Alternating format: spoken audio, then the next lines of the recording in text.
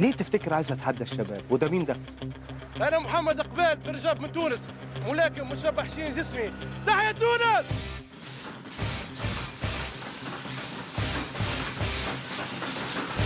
إذا روكي من تونس، وروكي يدخل على هل هينفذ اوبا؟ ده انت ملاكم شديد قوي على فكره.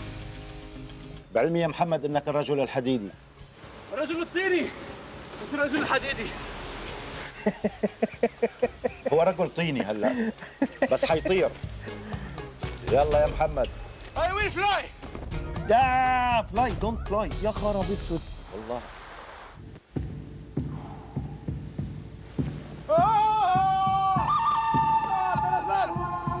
اللي قادم.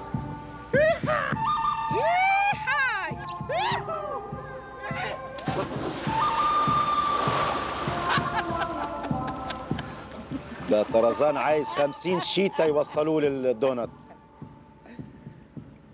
ايه يا طرزان؟ هيضطر يعوم ويطلع على الايه؟ على ما يطلع تكون فات ساعة ونص. هم دلوقتي كام؟ يلا يا محمد.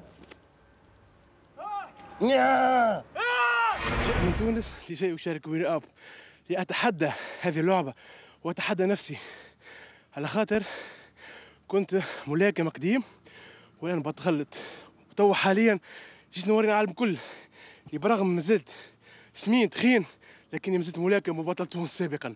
هلا محمد، الهيئة عندك نظرة فلسفية أنا مش عارفة لحق لك. نعم، والد كان أستاذ فلسفة وحاليا بتصور حد ينظر لي لأنه هو سماني محمد إقبال على اسم فيلسوف باكستاني. بعدين شكرا.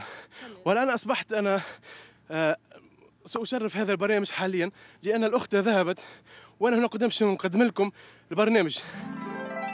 بعد ما طحت في الطين ومشيت وين الملاكمة وحاولت أتحدى عديد من الملاكمين، لكن الحمد لله فرحوا بي وأعطوني ملابس من طين، ثم قفزت وأردت أن يكون لدي جوانح باش نطير الأربع كرات، لكن على مراد الله الجوانح لم تنبت بعد.